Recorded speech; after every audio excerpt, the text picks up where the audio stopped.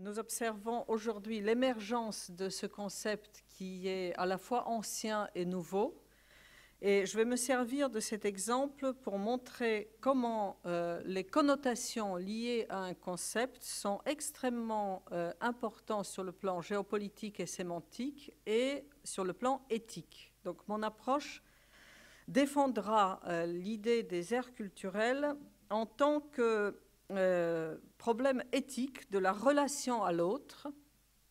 Il me semble que les aires culturelles et politiques, c'est un problème de la communication interculturelle et de rapport que nous entretenons à l'autre. Je pense toujours à une phrase de Francis Jacques qui dit « Nous avons le droit de parler de l'autre comme s'il était en notre compagnie ». Et le problème de la délimitation des aires culturelles est lié à ça. Comment pouvons-nous parler de l'autre et de l'aire de l'autre effectivement sans penser à ce qu'il pense lui-même de son aire culturelle et notamment en fonction de la géopolitique du moment. Donc je m'inscris en faux par rapport à l'idée de la stabilité des aires culturelles. Je pense que c'est un concept extrêmement mouvant et très dépendant de la géopolitique du moment. J'essaierai de le montrer sur cet exemple qui est effectivement l'émergence du concept de l'Europe médiane.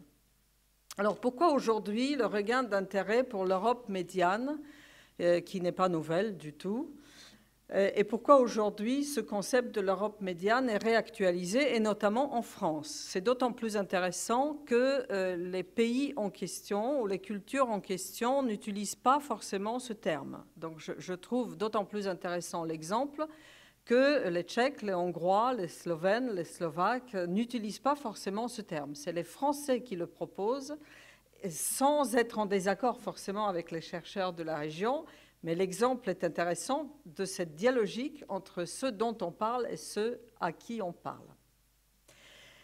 C'est sans doute la fin d'une époque, et ça c'est un lien entre ère culturelle et politique. Jusqu'à présent, pendant la guerre froide, István Bibó, l'auteur d'un livre fameux, parlait de la misère de petits États de l'Europe de l'Est. Nous avons tout dans ce titre, petits États et Europe de l'Est. L'Europe de l'Est était un terme de la guerre froide, on parlait des États et pas des cultures, et surtout des petits États misérables sur le plan de leur destin. C'était l'imaginaire occidental de ces États, et István Bibó effectivement reflétait une connotation liée à cette partie du monde. Fin d'une époque, aujourd'hui, on revient à une notion qui est apparue la première fois dans le livre de l'élève de István Bibó, Jenő Szűcs, l'auteur d'un ouvrage qui a été salué par Fernand Braudel dans l'introduction de ce petit livre dont on parlait beaucoup dans les années 80 et dont on reparle aujourd'hui à l'occasion de la création du GDR Connaissance de l'Europe médiane, dont on parlera demain et dont Antoine Maresque, responsable de ce GDR, parlera davantage. Alors, dans l'introduction des Trois Europes de Jenő Szűcs, Braudel dit « Nous accueillons avec reconnaissance l'excellente parution en français du livre brillant de Jenő Szűcs, Les Trois Europes, qui constitue un schéma, un paradigme original de l'histoire compliquée de notre continent. S'y distingue en effet l'Occident, l'Europe du centre-est et l'Europe de l'Est.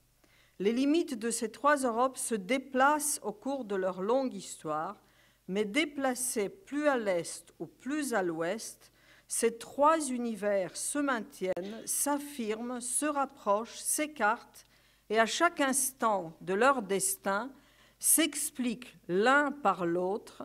À ce jeu, l'histoire comparative triomphe sur toute la ligne. Il a donc salué la manière d'analyser ces trois Europes que Szűcs n'appelle pas l'Europe médiane, c'est Braudel qui propose le terme, mais Braudel salue la manière de les analyser, la manière comparative.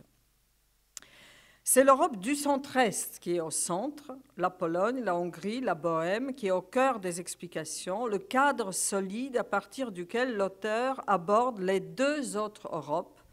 À leur contact, le centre-est penche toujours vers l'un ou l'autre de ses voisins, trahit l'un, adopte l'autre, mais change sans trop le vouloir. Et à ce va-et-vient qui malmène ou renverse ses structures, cette Europe médiane, c'est Braudel, souffre la plupart du temps, n'arrive pas à être elle-même, à s'accomplir.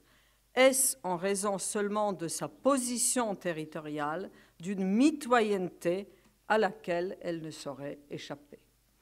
Donc les concepteurs du GDR, qui vient d'être créé, Connaissance de l'Europe médiane, reprennent à leur compte cette argumentation, et soutiennent que jamais la connaissance de l'autre Europe n'a été aussi nécessaire. Or, aucune structure ne fédère aujourd'hui en France les spécialistes de l'Europe médiane, l'Europe centrale, orientale, baltique et balkanique, même si, depuis les lendemains de 1989, la décomposition de l'URSS en 1991 et les guerres yougoslaves, cet espace a été l'objet d'une attention particulière. L'Europe médiane est donc, le terme est donc repris et vu par les concepteurs de ce GDR comme une zone de palimpseste, avec explication que vous aurez demain, je n'entre pas dans les détails. L'argumentation qui anime ce regroupement de recherche, c'est l'incompréhension intra-européenne insuffisante malgré l'élargissement partiel de l'Europe et surtout les configurations territoriales et communautaires différentes de celles connues dans la partie occidentale de l'Europe, donc comparatisme avec ce qui est connu en Occident.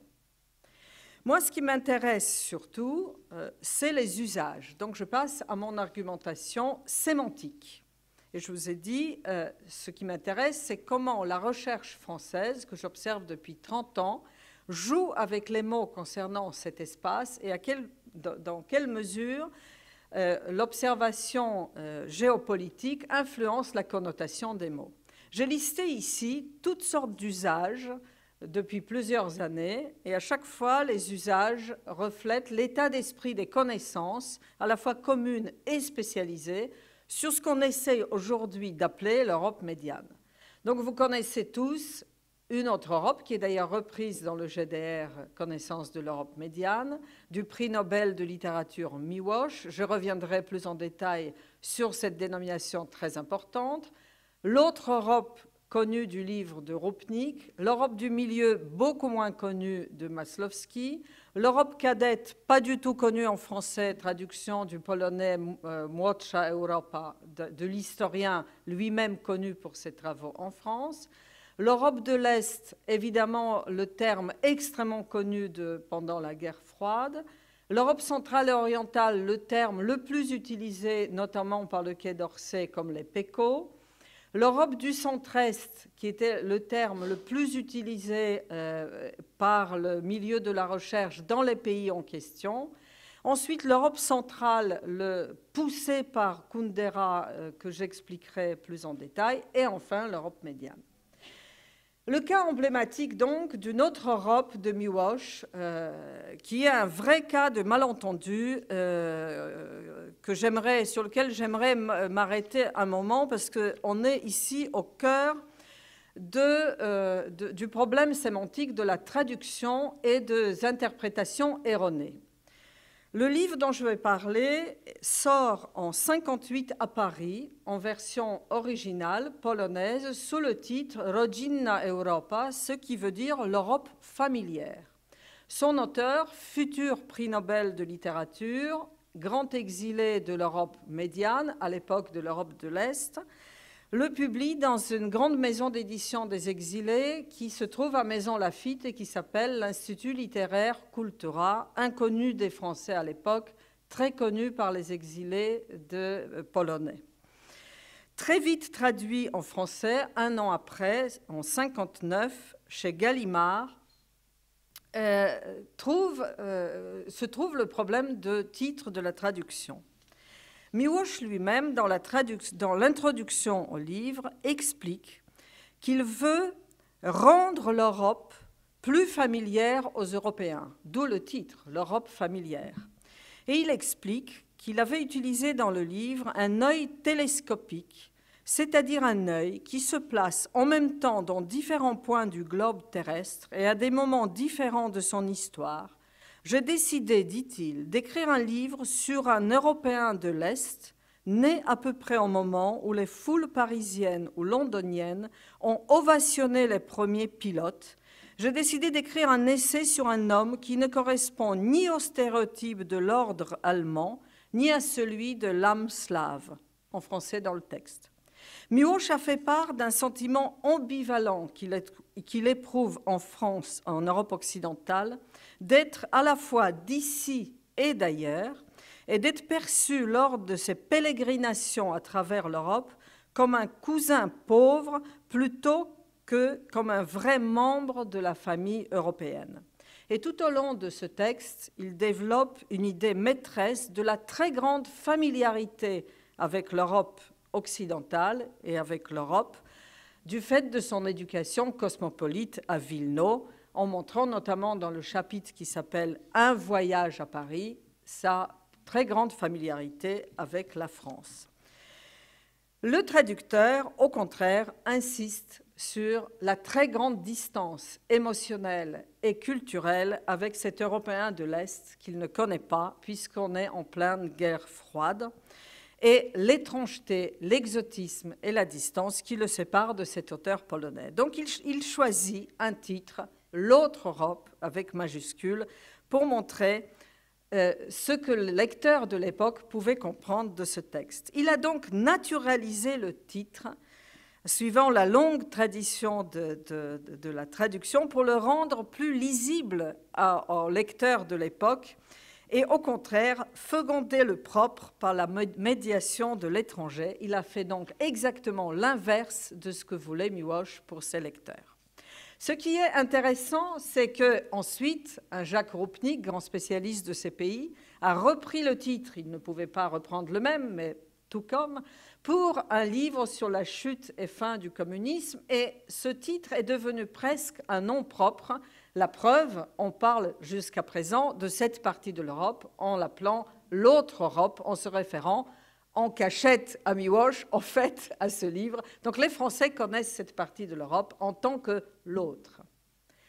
En réagissant à ça, le grand spécialiste du romantisme et de la poésie de cette partie de l'Europe, le littéraire, professeur à la Sorbonne, a réagi en disant « Arrêtons de l'appeler l'autre, appelons cette partie de l'Europe l'Europe du milieu ».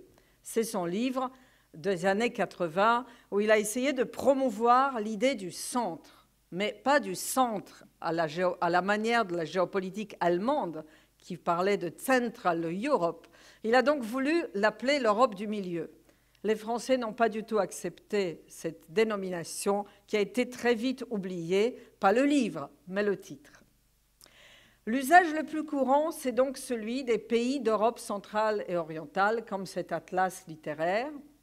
Et malgré les très grands efforts de l'historien de l'Europe centrale et orientale, qui a essayé de promouvoir l'idée de l'Europe cadette dans le sens entrée plus tard en tant que périphérie culturelle de l'Ancien Monde, c'est sa grande thèse de Kłosowski, qui est aussi l'auteur de la plus grande histoire de l'Europe du centre-est qu'il a co-dirigée avec les spécialistes français, ukrainiens et polonais. Donc, Kłosowski a essayé d'argumenter qu'elle est cadette comparée à la vieille Europe, celle occidentale, et pour réagir contre l'idée des pays de l'Est et Europe de l'Est. Il a donc défendu l'idée, arrêtons d'appeler cette Europe pays de l'Est, Europe de l'Est, appelons-la l'Europe du centre-est, comme les instituts d'Europe du centre-est qu'il a créés un peu partout dans la région. Mais celui qui a gagné finalement, c'est Kundera, à cause de son plaidoyer pour l'existence de l'Europe centrale dans un article publié dans la revue Le Débat en 1983, dans lequel, avec un militantisme propre de cette époque, il a présenté plusieurs arguments pour dire il ne faut plus parler de l'Europe de l'Est, c'est un terme de la guerre froide, il ne faut pas mélanger ces pays avec la Russie, ni avec la géopolitique allemande, ni avec l'esprit slave qui n'existe pas, donc ni avec le panslavisme, ni avec les langues slaves. Tout ça, c'est un brouillon pour le commun des mortels, c'est beaucoup plus complexe que ça. Kundera a dit, c'est un modèle miniaturisé de l'Europe de nations que cette Europe centrale qu'il faut promouvoir. Et sur une vingtaine de pages, il a présenté sa thèse qui est « Cette Europe est au centre parce qu'elle est schizophrène, elle se trouve géographiquement au centre, politiquement à l'ouest, aujourd'hui politiquement à l'est, mais culturellement à l'ouest. Et quand sa schizophrénie se terminera, elle redeviendra ce qu'elle est, c'est-à-dire l'Europe centrale. » Évidemment, c'est un Tchèque qui parle, qui n'a pas de préjugés contre l'idée de l'Europe centrale, mais surtout la thèse qu'il a défendue, c'est une thèse, l'inverse de ce qu'on a entendu ce matin, c'est que les frontières ne sont pas un bon critère, puisqu'il défendait l'idée que les frontières, ce n'est pas un argument, c'est le destin des peuples qui est un argument. Les frontières sont imaginaires, sont tracées et retracées, et ce qu'il faut prendre en compte, c'est chaque situation historique qui change. Et que donc les aires culturelles, c'est l'imaginaire davantage que les faits. On peut dire que Kundera a gagné, puisque depuis, on a beaucoup parlé des continents imaginaires ou des frontières imaginaires ou de l'imaginaire des peuples. La preuve, par exemple, ce numéro de la revue Autrement qui a titré « Un continent imaginaire », l'Europe centrale, un continent imaginaire. En tout cas, depuis Kundera, plus personne n'a osé confondre l'Europe centrale avec les pays de l'Est ou l'Europe de l'Est. Il n'était plus convenable de faire la confusion. Il a fallu s'expliquer. L'Europe centrale a été réhabilitée, la notion, je veux dire. Plusieurs livres ont été publiés sur les mythes et symboles, sur l'identité de l'Europe centrale, sur l'histoire politique d'Europe centrale, sur leur culture et identité d'Europe centrale, et je pourrais multiplier des exemples. Alors pourquoi aujourd'hui arrêter de parler d'Europe centrale et privilégier la notion d'Europe médiane? Sans doute parce que tout le monde n'est pas d'accord sur la notion d'Europe centrale, vue comme trop restreinte, notamment aux 3 pays historiques. L'Europe médiane paraît un concept plus englobant puisque comporte à la fois l'Europe centrale et l'Europe balkanique. Il permet de regrouper les peuples et les pays, on reprend Kundera, qui ont vécu des grandes expériences collectives communes sur lesquelles ces pays sont d'accord. Et notamment, je reprends l'argumentation du GDR, que vous verrez demain, l'absence d'expansion coloniale, pas de souveraineté continue, les frontières mouvantes, flux et influences extérieures fortes. Surtout, ce qui est intéressant, c'est que cette notion n'appartient à aucune géopolitique identifiée, ni allemande, ni russe, ce qui confère à cette notion un caractère neutre. Compte tenu du contexte géopolitique, c'est appréciable. Au contraire, une connotation intéressante compte tenu de l'ambiance d'aujourd'hui qui est la notion d'intermédiaire, d'entre-deux, de médiation, ce qu'a remarqué déjà Braudel dans l'introduction de Such, une zone de transition qui lui correspond bien. En revanche, c'est très différent de la notion du centre.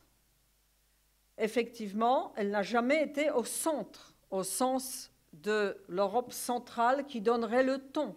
Elle s'est vécue et elle a été vécue plutôt comme une périphérie. L'Europe médiane a été centrale géographiquement, mais on a bien vu que ce n'est pas un argument suffisant. Elle n'a jamais été l'Europe du milieu, elle a toujours été médiane. Alors le défaut de cette notion, de mon point de vue, la traduction. Comment traduire le terme, très beau en français, avec toutes les connotations que j'ai évoquées, dans les langues de la région? J'ai fait le test, Ça passe mal. Alors, j'ai essayé de tester en anglais. Les Américains disent « aucun problème, laissez ça en français ». L'invention, après tout, est française. Pourquoi ne pas laisser l'invention à ceux qui l'ont proposée? Après tout, il y a peut-être l'invention à la laisser là où elle se trouve. L'Europe médiane retrouve donc aujourd'hui sa place dans les publications en France. Le fragment d'Europe de Michel Fouché l'a déjà utilisé. Donc, vous voyez, c'est un retour d'une notion qui est réactualisée aujourd'hui. J'ai commencé par ça.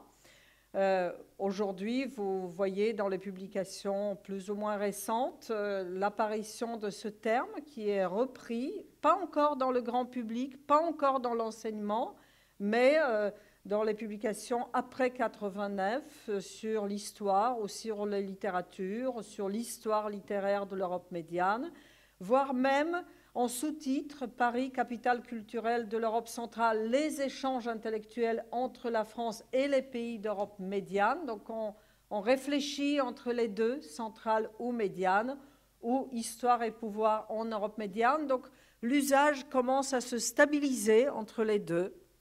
On verra combien de temps et si ça va être effectivement accepté. Merci.